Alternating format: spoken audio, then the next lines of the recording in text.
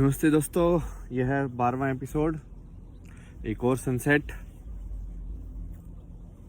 हाँ, आज तो एक भी बादल नहीं है भाई, एक भी नहीं है। मतलब एब्सेंट है बादल। मतलब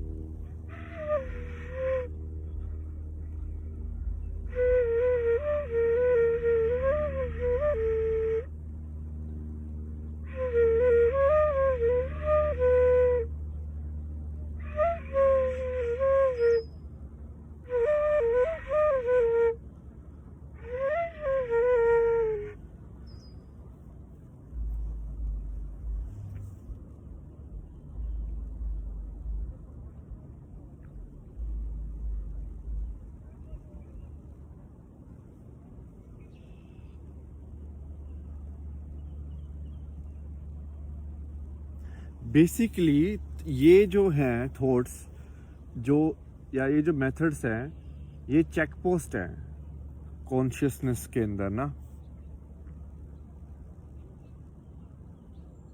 जैसे मंत्र या बांसुरी, जिसमें तुम उस अवेयरनेस में रहते हो, अवेयरनेस में ज़्यादा रह पाते हो।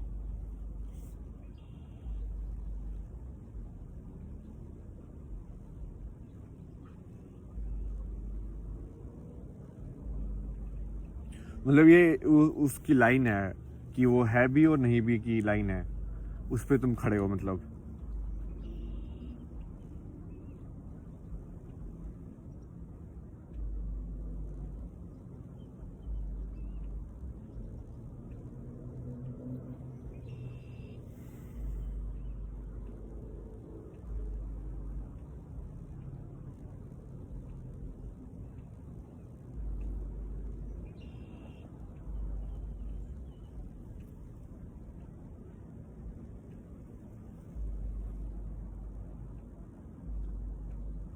मतलब कि तुम ये पूरी प्रकृति को, जैसे सनसेट है तो उसको सनसेट की तरह भी देख ही रहे हो। ऐसा नहीं है कि सनसेट भी नहीं देख रहे हो, पर वो सनसेट का तुम उसको आश्चर्य की तरह ज़्यादा देख रहे हो एज कम्पेयर टू ऐसे देखने की वजह कि भाई हाँ, कोई या तो मेटेरियोलॉजिकली के हिसाब से कि हाँ भाई ऐसा सनसेट हुआ, ये क्लाइमेट थी, ये था, या उसको बिल्कुल ही देखना ही नहीं है। मतलब ठीक है, ये तो उसका काम है, मतलब लगा रहेगा ये तो। मुझे क्या फर्क पड़ता है ये सूरज क्यों घूम रहा है, मुझे क्या फर्क पड़ता है ये सूरज क्यों जल रहा है। अरे भाई तुम्हें फर्क पड़ता है ना, तो बहुत ज़्यादा फर्क पड़ता है। देखो अभी फर्क पड़ रहा है लोगों को।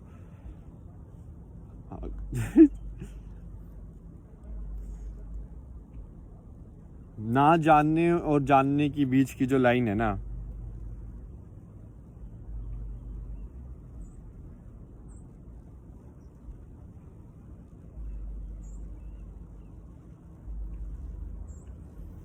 लॉजिक और इंट्यूशन के बीच की लाइन।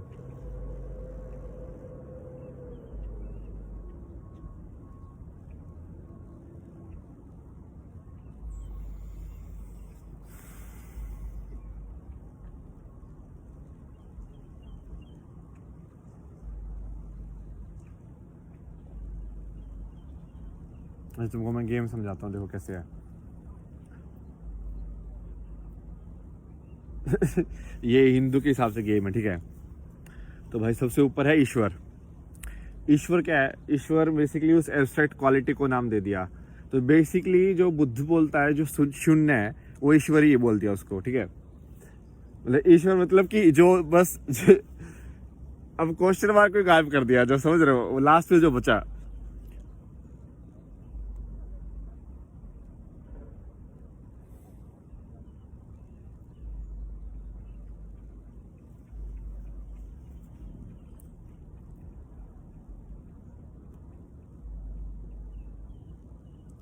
फिर उसके ऊपर फिर उसने जैसे हायरार्की के अंदर आता है कि जैसे विष्णु को आता है, फिर बोलते कि विष्णु है। विष्णु मतलब उन्होंने बोला कि एक इंसान का एक इतना बड़ा रूप है, इंसानी, ईश्वर के इंसानी रूप में एक इतना तो क्या बोलेंगे यार, पावर लेवल। जैसे बचपन में यार, जैसे वीडियो गेम के अंदर नहीं होता क्या, इसका इतनी पावर है, 90 पावर है, इसकी 75 पावर है, इसकी 60 पावर है, या जैसे गाड़ियों का होता है, इसकी इतनी हॉर्स पावर है, इतनी इसकी, ठीक है।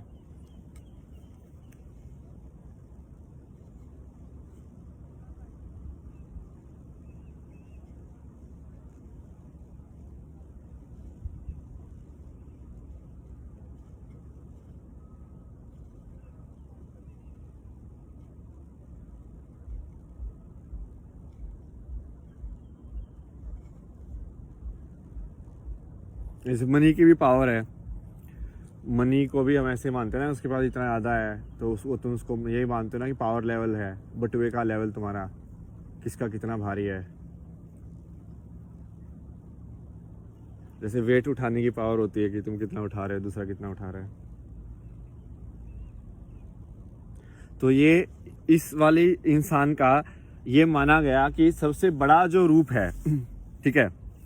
तो वेद के अंदर भी यदि इसका इक्विवेलेंट देखा जाए तो ईश्वर क्या है, ईश्वर वो है उसको जो उसको ब्रह्मण बोला गया है, ब्रह्मण कि बस वो है, बस भाई मतलब क्वेश्चन आगे पूछना ही नहीं उसके अलावा, बस वो इतना ज्यादा, मतलब एक्चुअली वो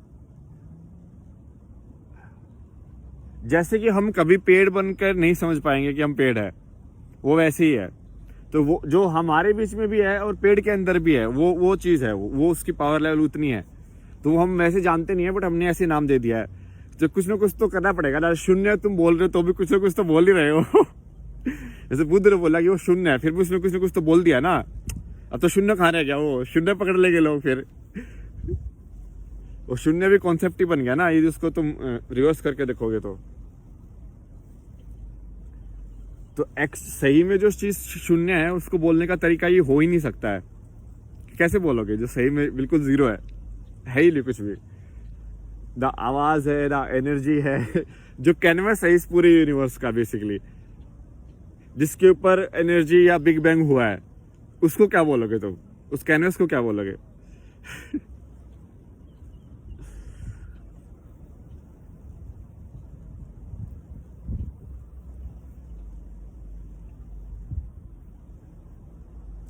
फिर ऐसे बोला कि विष्णु है, ठीक है। तो विष्णु बोला गया कि इंसान का सबसे ऊपर वाला जो फॉर्म हो सकता है। बेसिकली इंसान की जो सुपर पावर्स है, मतलब जैसे सबको अलग अलग चीजें दी ना, जैसे कि अपने को एक अलग टाइप का नर्वस सिस्टम ब्रेन दिया, गिलहरी को अलग दिया है सेट, लाइक मछली को अलग टाइप का दिया है कि हाँ भाई तू नीचे भी सांस ले सकती है, बट तेरे को ये दिक्कत ये देने पड़ेगा उसके बदले में। तो अब इंसान को भी कुछ फायदा हुआ, कुछ नुकसान हुआ इस शरीर में आने का, ठीक है। तो इस शरीर में आके तुम्हारा मानसिक रूप से भी और फिजिकल रूप से भी सबसे जो बड़ी फॉर्म हो सकती है, उसको बोल दिया कि वो विष्णु या भगवान मान लिया, ठीक है। अब उस लेवल पे आ गए। अब तो ईश्वर लेवल समझ में आया। ईश्वर लेवल वो वाला लेवल है, या एम्प्टीनेस वाला लेवल है जिसमें एब्स्ट्रैक्ट मैटर है, बिल्कुल प्योर एब्स्ट्रैक्ट मैटर जो है बेसिकली, मतलब हम नहीं पहुंच सकते वहां पे।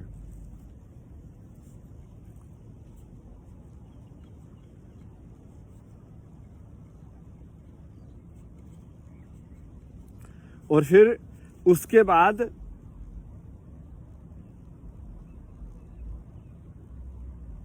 जैसे कहानी में बोलते हैं कि विष्णु के ऐसे नाभि से ऐसे फूल निकला और फिर ब्रह्मा पैदा हुआ।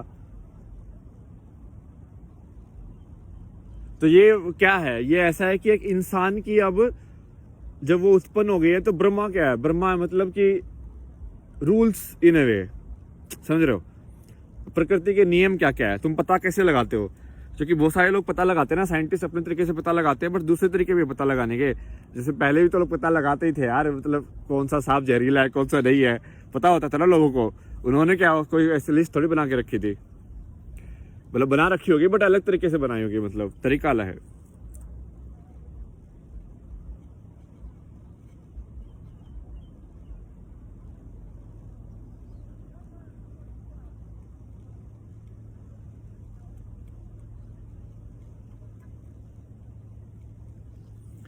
तो विष्णु थोड़ा एक्चुअली एब्स्ट्रैक्ट फॉर्म है। विष्णु में एक्चुअल वो बेसिकली इंसान की फुल पोटेंशियल को दिखाता है। वो उसका कोई ह्यूमन फॉर्म नहीं माना जाना चाहिए, क्योंकि जनरली कहानी में भी ऐसे बोलते हैं कि उसके अवतार हुए थे, ना कि वो ह्यूमन फॉर्म था, ठीक है। बट उसमें फिर बाद में ये बोला गया है कि जैसे जो महादेव है उसका स्थान, मतलब ये सारी मैं कहानी के हिसाब से बता रहा हूँ, अब मेरे को नहीं पता भाई, अब सत्य वत्य जो भी हो, तो कहानी है, सुन लो, कहानी की तरह देख लो, जैसे महाभारत को देखते हैं कि हाँ भाई सीख लो, कुछ इससे सीखने को मिले, तो कॉन्सेप्ट देख लो लगा लगा के। तो शिव का जो कॉन्सेप्ट है, शिव का कॉन्सेप्ट है कि जो इंसान के 0 से होके 100 पे पहुंच गया, मतलब विष्णु तक पहुंच गया, समझ रहे हो, जो वहां के वो 0 से लेके विष्णु तक पहुंचने का रास्ता निकाल लिया उसने बहुत सारे, तो उसको आई थिंक शिव माना गया है, ठीक है।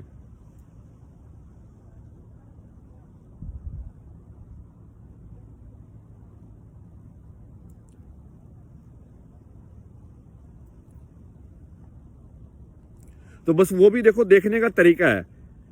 अब कि एक ये भक्त और भगवान जैसे केस हो जाता है इस केस के अंदर कि कि जो most ideal form in itself, abstract form जो होगी बेसिकली, वो ज्यादा बड़ी है कि ह्यूमन फॉर्म ज्यादा बड़ी है। मतलब उस इंसान ने जो एक दर्जा पाया है वो ज्यादा बड़ा है कि वो सिलसाल का दिखता कैसे था वो ज्यादा बड़ा है, या जैसा था मतलब एक्चुअल में कहानी जो थी उसकी, वो तो ठीक है यार। ये तो वैसे ये नहीं आएंगे जैसी बात हो गई, एक आपस में घूमने वाली बात हो गई ना, ये नहीं, दोनों एक दूसरे पर को डिपेंडेंट ही एग्जिस्ट कर सकते हैं ड्युअलिटी के अंदर।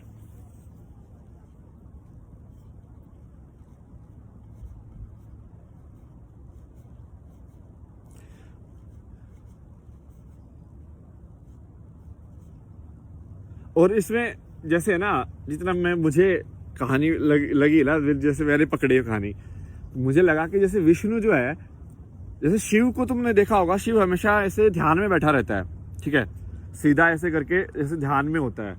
मतलब उसको जनरली बोलते हैं कि वो पूरा बेसिकली यूनिवर्स से कनेक्शन में उस टाइम पे, ठीक है, कि उनको सब पता है कि भाई कहाँ पे क्या हो रहा है, ठीक है। ऐसे ही विष्णु भी देखना तो मोस्ट ऑफ द टाइम आंखें बंद करके ही लेटा रहता है उसके ऊपर, जो भी उसका वो जैसे वो सांप वगैरह दिखाया है, तो वो भी ध्यान में है, बट वो लेट के ध्यान में है, तू समझ रहे हो। तो अब उसका इसलिए ऐसा दिखाया है थोड़ा सा, उसलिए वो ऊपर नीचे हो गया कि क्योंकि ये क्या है, ये इंसान ऐसा है जो अपनी कोशिश करके बिल्कुल इंसान की मेहनत से ऊपर तक पहुंच गया है, तो ये कोशिश कर रहा है, ये उसको कोशिश करने में मजा आ रहा है। वो दूसरा इंसान है वो तो लेजी है, वो दिमाग के अंदर ही खेल रहा है वो इंसान भी नहीं, वो तो फॉर्म है एक्चुअली। और फिर ऐसे विष्णु के ना अवतार बोले गए हैं कि भाई ये सब लोग विष्णु के अवतार हुए हैं। अवतार तो बस आपको बेसिक कॉन्सेप्ट समझ में आ ही गया होगा कि अवतार का क्या होता है, कि भाई एक तुमने एक कैरेक्टर डेवलप किया है कि इस टाइप के कैरेक्टर है, इस टाइप का कैरेक्टर है, फिर से जन्म आ गया है, समझ रहे हो। जैसे भगत सिंह का एक कैरेक्टर बना दिया, अब मान लो भगत सिंह जैसी,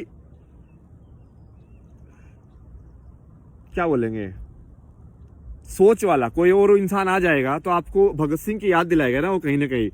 तो इसको ही काइंड ऑफ ये पुनर्जन्म और ये सब भी बोल देते हैं, और ये सब सोल का जो चक्कर है वो ऐसे ही है थोड़ा। पुनर्जन्म का भी मुझे इतना श्योर हुआ नहीं है कैसे काम करता है ज्यादा, मतलब बिना मेमोरीज के मैं समझ सकता हूँ, मेमोरीज के साथ कैसे हो सकता है।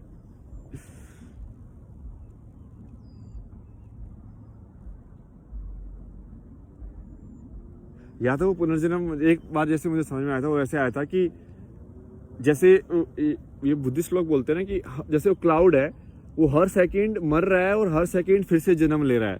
लेकिन अपने हिंदू में यही बोलते हैं कि ये यूनिवर्स कॉन्स्टेंटली मर रही है और जी रही है। तो यदि मैं उसके हिसाब से देखूँ तो मैं हर नई मोमेंट में मेरा पुनर्जन्म हो रहा है, हर सेकंड में मैं फिर से जन्म ले रहा हूँ, फिर से जन्म ले रहा हूँ, फिर से जन्म ले रहा हूँ, ऐसे।